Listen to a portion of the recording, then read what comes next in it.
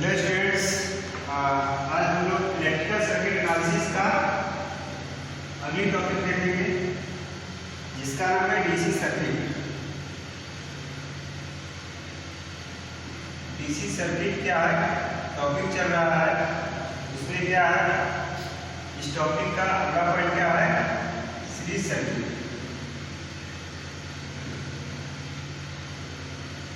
Series circuit तो series circuit किसे कहते हैं? ऐसी सर्किट जिसका एक सिरे से केवल एक ही सिरा जुड़ा है, उसे हम क्या बोलते हैं, सीरीज सर्किट। जैसे ये कोई रेजिस्टेंस है, ये इसका टेल हो गया और ये इसका हेड हो गया, ठीक। तो इसके हेड से केवल एक ही टेल जुड़े, किसी भी रेजिस्टेंस का केवल एक ही टेल जुड़े,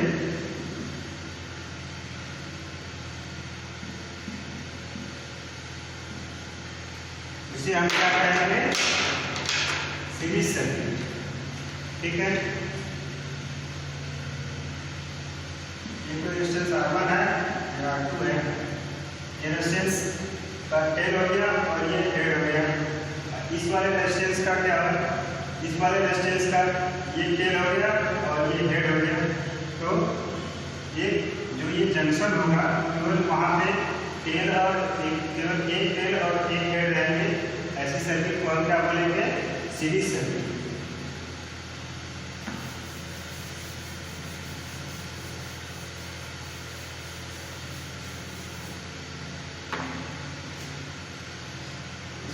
By definition लिखते हैं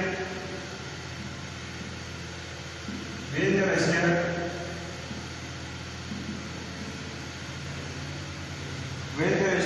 are connected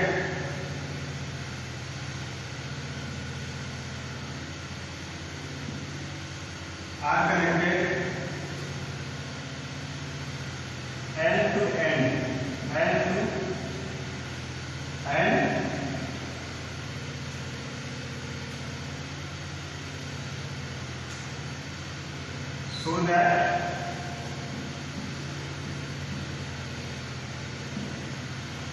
so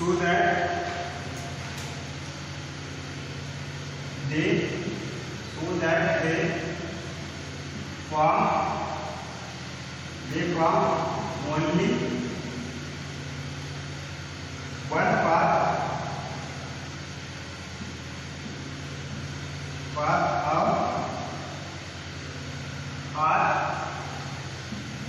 flow of current।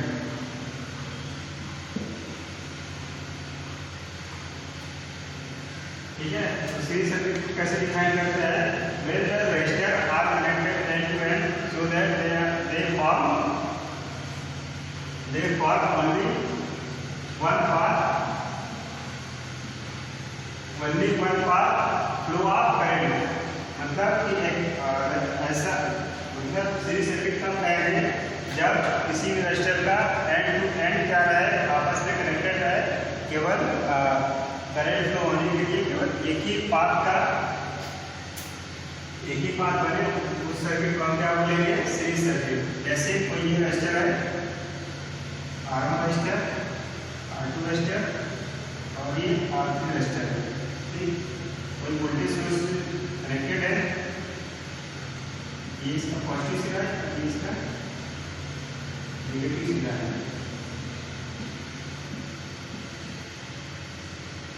ठीक।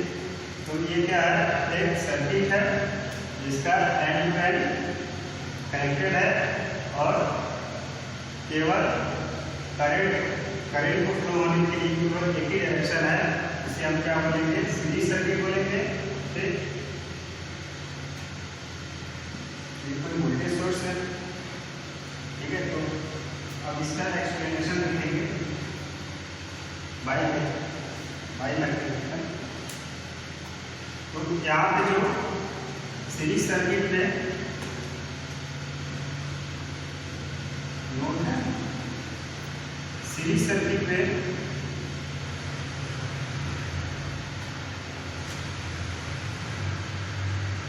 करंट क्या होता है, कांस्टेंट होता है, और वोल्टेज क्या होता है,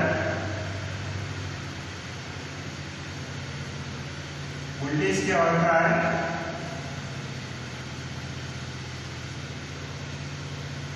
वोल्टेज क्या होता है, वेरिएबल होता है। ठीक, तो इस वाले रेजिस्टर के क्रॉस जो भी करंट आएगा वो वाला करंट इसके क्रॉस भी जाएगा और इसके क्रॉस, यानी कि करंट क्या रहेगा, कांस्टेंट रहेगा, और जो वोल्टेज क्या होगा सबके इस वाले रेजिस्टर के अक्रॉस V1 वोल्टेज आएगा, इस वाले रेजिस्टर के across V1 V2 voltage drop होगा, और इस वाले रेजिस्टर के अक्रॉस V3 वोल्टेज ड्रॉप होगा। ठीक है,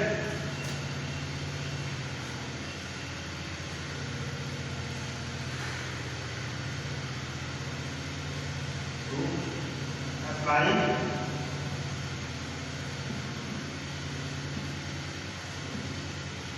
KVL। ठीक, तो V इक्वल टू क्या हो जाएगा, V1 plus V2 plus V3। ठीक है, जैसे किरचॉफ वोल्टेज लॉ के अनुसार किसी भी वन पार्ट में सभी वोल्टेज सभी विभाजन का और जीरो होता है। ठीक है, तो बात यही है क्या हो जाएगा, यहाँ का जो वोल्टेज ड्रॉप होगा V1 होगा, और इसका जो वोल्टेज ड्रॉप होगा V2 होगा, और यहाँ का जो वोल्टेज ड्रॉप होगा V3 होगा। तीनों का इलेक्ट्रिक सम इस V के बराबर होगा। यही है KVL या फिर किरचॉफ वोल्टेज लॉ। ठीक, तो ठीक है, बाई ओम्स लॉ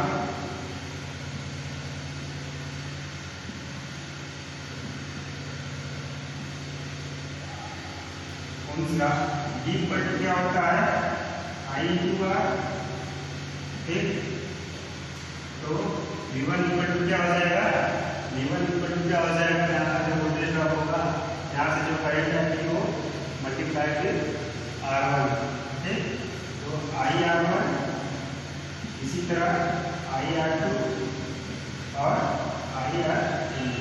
ठीक, यहाँ से I कॉमन लेते हैं, क्या बचेगा, R1 plus R2 plus R3। I से I कैंसिल हो जाएगा, और R की वैल्यू इक्वल टू आ जाएगा R1 plus R2 plus R3। ये क्या हुआ, इसका इक्विवेलेंट रेजिस्टेंस। ठीक, ठीक है, तो इस सीरीज सर्किट का कुछ न्यूमेरिकल प्रॉब्लम भी निकल रहे हैं।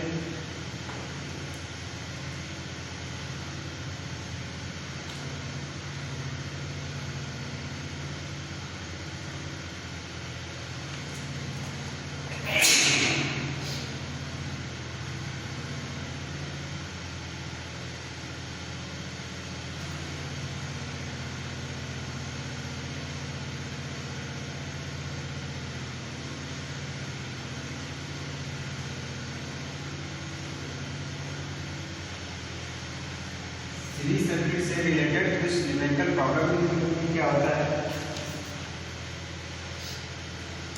जैसे क्वेश्चन दिया है,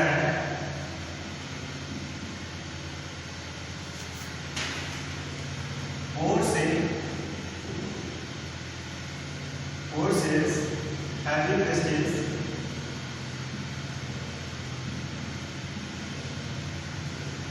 having resistance of 5 ohm,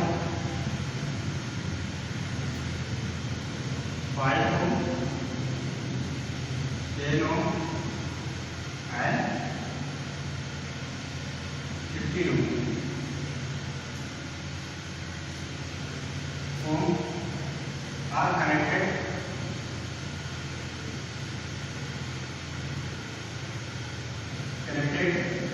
in series across 120 volt. Find the voltage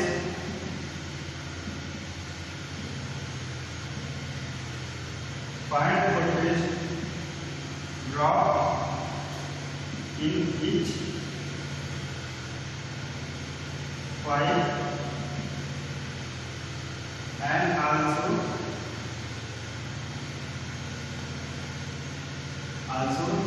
the total current।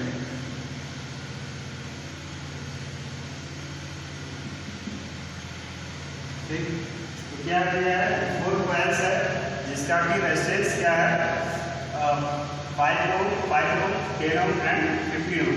ठीक, तो 4 कॉइल है, 4 का रेजिस्टेंस दिया है और वो क्या है सीरीज में कनेक्टेड है और उनके क्रॉस 120 वोल्टेज की बैटरी क्या है कनेक्ट है। और हमसे कुछ क्या रहा है, find the voltage drop in each coil and also the total current. मतलब कि R1 के क्रॉस क्या वोल्टेज ड्रॉप हो रहा है, R2 के क्रॉस क्या वोल्टेज ड्रॉप हो रहा है और R3 के क्रॉस क्या वोल्टेज ड्रॉप हो रहा है और R4 के क्रॉस क्या वोल्टेज ड्रॉप हो रहा है, ये हमसे पूछा है। और इसका सीरीज का टोटल करंट भी पूछा है। तो सॉल्यूशन इसका क्या होगा,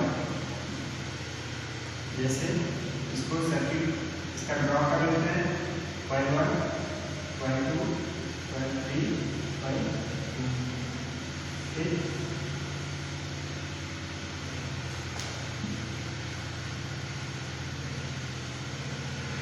ये R1 है, R2 है, R3 है और R4। फिर और इसमें गिवन क्या है, कॉइल 1 का वोल्टेज रेजिस्टेंस कितना है 5 ओम है, कॉइल 2 का रेजिस्टेंस कितना है 5 ओम है, कॉइल 3 का रेजिस्टेंस कितना है 10 ओम है और कॉइल 4 का रेजिस्टेंस कितना है 15। ठीक, तो ये 4 कॉइल से सीरीज में कनेक्टेड हैं और इनके क्रॉस 120 वोल्ट की एक बैटरी या फिर डीसी सोर्स क्या है कनेक्टेड है। और हमसे कुछ क्या रहा है, R1 के क्रॉस क्या वोल्टेज ड्रॉप होगा, R2 के क्रॉस क्या वोल्टेज ड्रॉप होगा और R3 के क्रॉस क्या वोल्टेज ड्रॉप होगा और R4 के क्रॉस क्या वोल्टेज ड्रॉप होगा। तो हमको चारों का वोल्टेज ड्रॉप निकालना है और इस टोटल सर्किट का क्या निकालना है करंट। ठीक है, तो फर्स्ट स्टेप क्या करते हैं, पहले हम लोग इक्विवेलेंट इस सर्किट का इक्विवेलेंट रेजिस्टेंस निकालते हैं। इक्विवेलेंट रेजिस्टेंस का फार्मूला क्या होता है, अभी जस्ट इसको प्रूव किया था, R इक्विवेलेंट होता है R2 plus R2 plus R3 plus जितना भी रेजिस्टेंस आप होते जाएंगे वो क्या हो जाएगा का एल्जेब्रिक सम हो जाएगा। ठीक, तो putting the value on putting the values we get। ठीक, तो R इक्विवेलेंट क्या हो जाएगा, R1 हमारा कितना है 5 ओम है, R2 कितना है 5 ओम है, R3 कितना है 10 ओम है और R4 हमारा कितना है 15 ओम। तो हमारा R इक्विवेलेंट कितना आ जाएगा 5 + 35 ओम। ठीक, तो इक्विवेलेंट रेजिस्टेंस कितना है 35 ओम। अब क्या पूछा है, टोटल करंट का निकालने का सकते हैं क्रॉस, इसके क्रॉस कितना वोल्टेज ड्रॉप हो रहा है और इसके क्रॉस कितना वोल्टेज ड्रॉप हो रहा है, हम इसे इसको बता सकते हैं। ठीक है, तो 5 ओम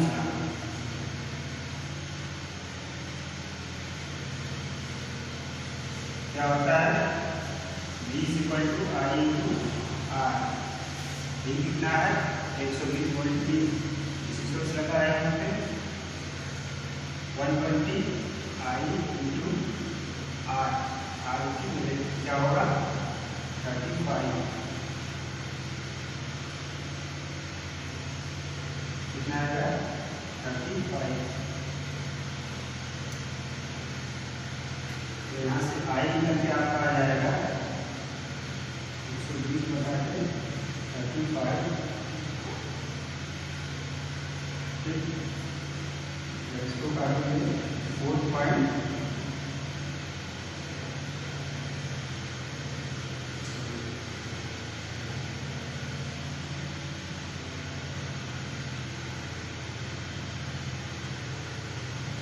3.4 में अप्रॉक्स है।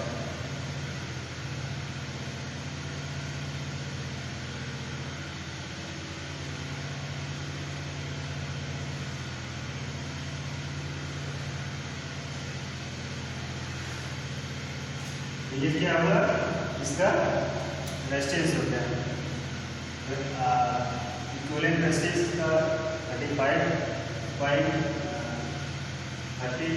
आया है, और इसका और इस सर्किट का करंट कितना आ गया हमारा 3.43 एम्पियर अप्रॉक्सीमेटली। ठीक, तो हमको टोटल करंट सर्किट का मालूम है, इसमें कितना करंट हो रहा है 3.43 अप्रॉक्स। ठीक, ये क्या है, इसमें करंट हो रहा है, तो रेजिस्टेंस R1 के अक्रॉस वोल्टेज ड्रॉप कितना हो रहा है, वोल्टेज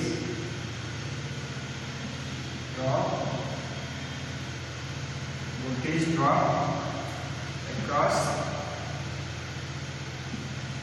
R1। ठीक, तो वोल्टेज ड्रॉप R1 के अक्रॉस क्या होगा, V1 RE इंटू R1। ठीक है, तो V1 हमको बताना है, V1 क्या होगा, वोल्टेज ड्रॉप हो गया, RE कितना आएगा आपका 3.43 मल्टीप्लाई बाई 5। ठीक, कितना आ जाएगा,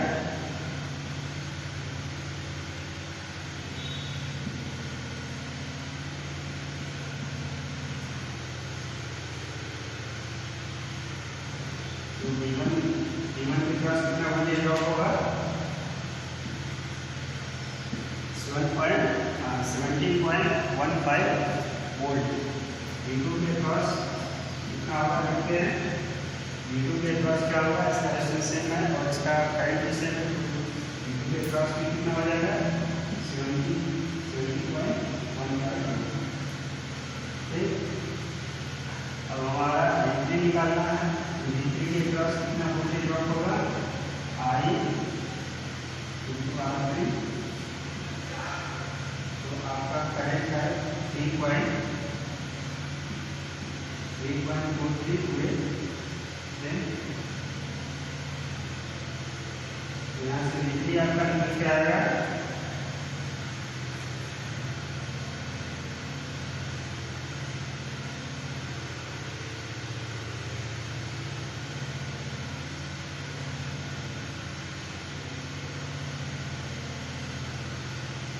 V3 मिल जाएगा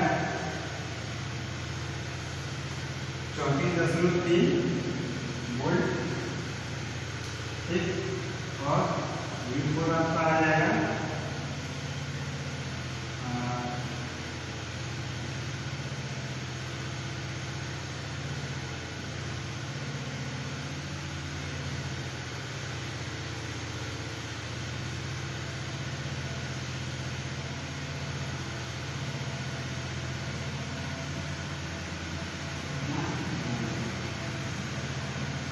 34। तो आप लोग समझ गए होंगे कि कैसे इसका इस सीरीज सर्किट को कैसे हम लोग सॉल्व करते हैं। जैसे कोई कॉइल लगी है सीरीज में, तो क्या करेंगे, जितनी भी कॉइल या फिर रेजिस्टेंस है उनका पहले क्या करेंगे, उसका इक्विवेलेंट रेजिस्टेंस निकालेंगे। इक्विवेलेंट रेजिस्टेंस निकालने के बाद क्या करेंगे, हमसे क्या क्या गिवन है, अगर आपको देखेंगे क्या क्या गिवन है, मतलब आपको वोल्टेज सोर्स दे दिया है, गिवन है कि वोल्टेज 120 वोल्ट का एक बैटरी लगा या फिर कुछ वोल्टेज सोर्स दिया है, मतलब यहाँ पे करंट पूछ रहा है, तो करंट का फार्मूला हम लोग जानते ही हैं, I/V/R, तो उससे करंट निकाल लेंगे। फिर उसके बाद हमसे क्या पूछ रहा है कि चारों रेजिस्टेंस के अक्रॉस वोल्टेज कितना ड्रॉप होता है, तो रेडियल या फिर ओम्स लॉ से हम उसको सॉल्व कर सकते हैं।